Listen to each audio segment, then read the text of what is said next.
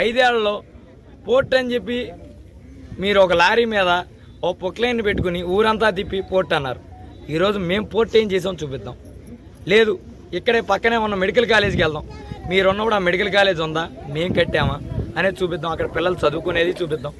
అలాగే మత్స్యకారుడివైన నువ్వు, మత్స్యకారులకు మొట్టమొదటిగా ఫిషింగ్ హార్బర్ తేవాల్సిన నువ్వు మంత్రిగా ఉండి కూడా ఫిషింగ్ హార్బర్ కనీసం నిధులు శాంక్షన్ చేయించకపోగా ఈరోజు మేము ఆ మత్స్యకారులను అభివృద్ధి చేసే దిశగా ఫిషింగ్ హార్బర్ శాంక్షన్ చేసి ఆ పనులు చేస్తే అది కూడా ఓర్చుకోలేను నువ్వు ఈరోజు అక్కస్తో లేదా నీకున్న అంటే ఎక్కడ ఇవన్నీ జరిగి ప్రజలు చూసి నీ వైపు మొహం కూడా చూడన్న బాధతో ఏది పడితే అది శంకుస్థాపనలు అబద్ధమని ఇది అని అదని మాట్లాడతాం.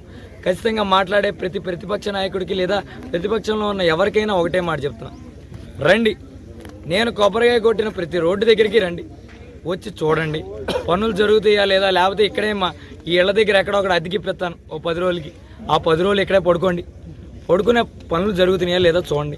ఆ రోడ్డు అయిపోయాక మళ్ళీ వెళ్ళిపోండి. వాటికి కూడా ఏమైనా కావాలంటే ఖర్చులకి మా వాళ్ళతో లేదా